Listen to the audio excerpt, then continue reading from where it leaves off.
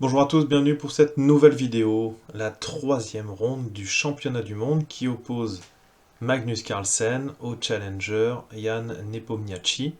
Donc le championnat du monde 2021, on a déjà eu deux parties qui se sont soldées par la nulle et on va voir ce qui s'est passé dans la troisième partie. Donc la première partie avec les blancs, Nepomniachtchi avait commencé avec E4 et on était dans une espagnole.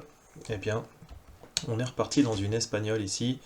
Et pour être tout à fait précis, les deux joueurs ont joué à un niveau exceptionnel, même si les premiers coups sont classiques et connus. Et puis c'est des joueurs qui connaissent très très bien les positions d'Espagnol. En tous les cas, il y a un niveau de précision assez exceptionnel, avec zéro erreur, zéro imprécision. Si vous connaissez le système Lichess, on est à une perte de 3 centipions pour chacun, quoi. Voilà, en moyenne. Après, il n'y a pas eu non plus 3000 coups, mais bon, voilà, c'est très impressionnant en tous les cas. Donc, on avait parlé de ce coup au niveau de l'espagnol, A6, et puis ici, petit roc, fou E7, donc on est encore sur une fermée, tour E1, B5, fou B3, petit roc, A4, classique. Donc là, on peut avoir du B4, du fou B7, tour B8, etc. Là, ici, fou B7, Magnus choisit fou B7. Donc là, on a plus de 1000 parties dans la base de données. D3.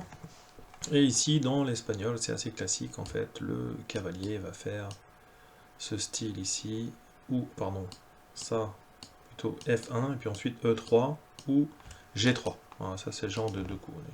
Pas plutôt ici, mais plutôt, voilà. Ici, tac, tac, tac, ou E3. Je vais y arriver avec mes flèches aujourd'hui. Voilà, ça, c'est classique. Donc ici, on trouve surtout D6, de temps en temps tour 8, dans tous les cas D6, et puis ensuite, au niveau de l'ordre de coups, ça peut transposer et revenir dans ce qu'on a connu. Donc cavalier B, D2, tour 8, voilà. Cavalier F1, là on suit une partie de Kasparov des années 2000, H6, fou D2, ici on avait eu fou F8, et bien ça répète, et cavalier E3. Voilà. Donc c'est vraiment intéressant cette manœuvre de cavalier, avec le contrôle des deux cases blanches, donc D5 et puis F5. Cavalier E7, ça empêche directement, hein, et vient contrôler ici.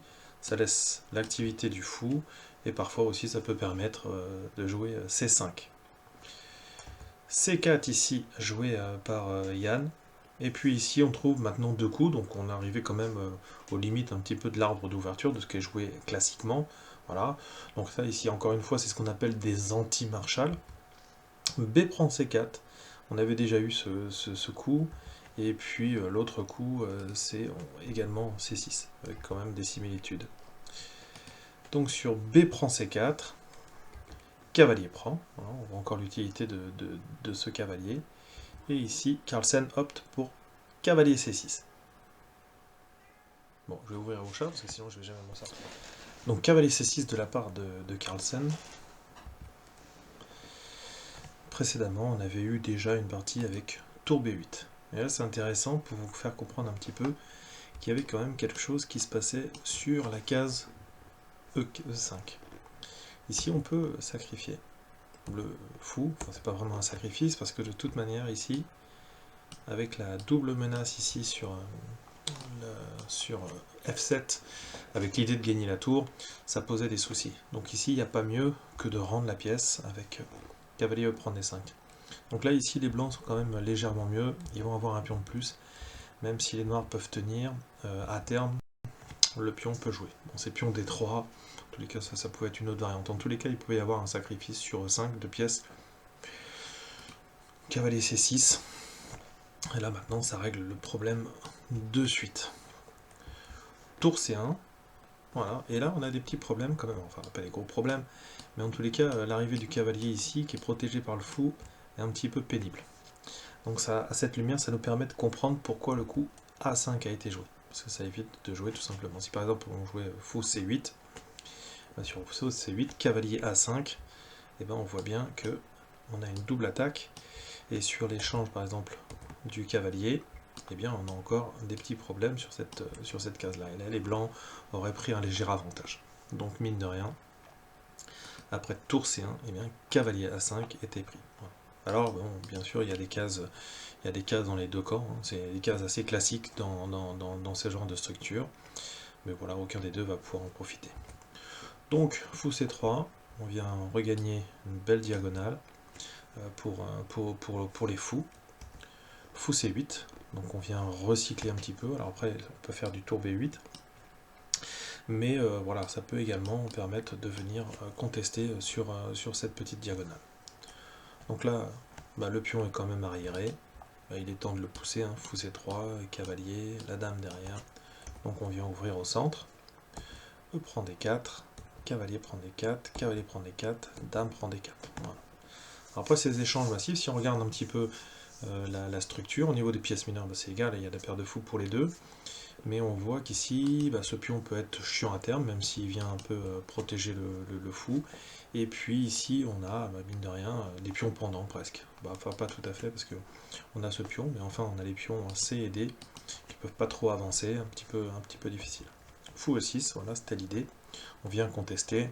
Là, on sent quand même que ça va être chaud pour obtenir quoi que ce soit pour les deux adversaires. H3. Ici, D5 était possible. C6 en préparatoire, mais en tous les cas, ça va venir avec D5, il va y avoir des échanges au centre. Fou C2, D5. D'accord, bien sûr, pas d'échange, mais en tous les cas, ici, une variante très intéressante, parce que c'est, vas-y, tu m'attaques mon cavalier, et moi je viens t'attaquer.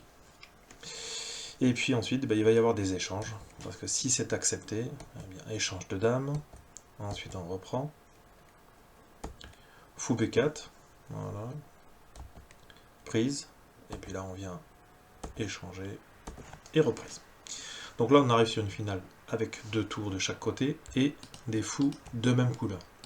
Et en fait, on voit que ces deux pions, en fait, une fois qu'on aura le fou en D5, en fait, il n'y aura pas de problème pour la structure de pions.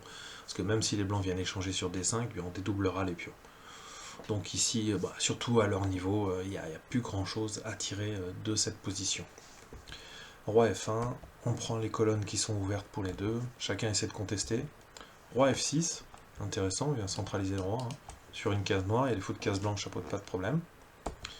Tour B8, tour B8, tour B1. Donc là, on sent que les deux adversaires n'ont pas envie de trop en découdre. Roi E5. Donc ça vient bien compenser la structure. On voit qu'ici, de toute façon, le roi, même le roi, s'il essaie de passer de l'autre côté, il n'y arrivera pas. Tout ça, c'est défendu. Et puis la centralisation du roi, ici, il n'y a pas vraiment de problème. Roi E2, F5, F4. Encore une fois, on met un pion sur case noire. Fou B1, C5, Fou C2, Fou D7, F3, on stabilise un petit peu, Roi F6, et puis là, ils vont répéter la position.